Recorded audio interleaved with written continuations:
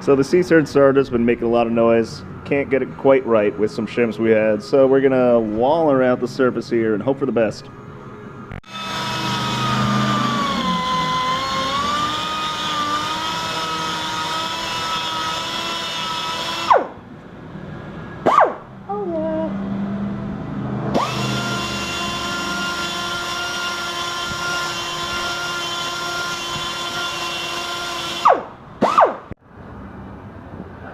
Like, how bad do they look? On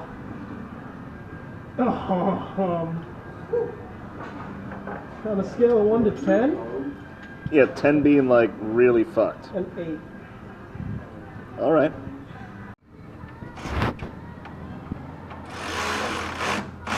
Oh, that's tight.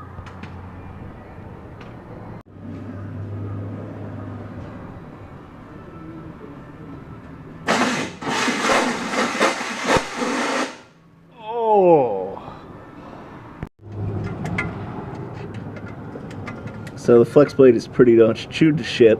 We're trying to find a good spot where the starter will actually grab it.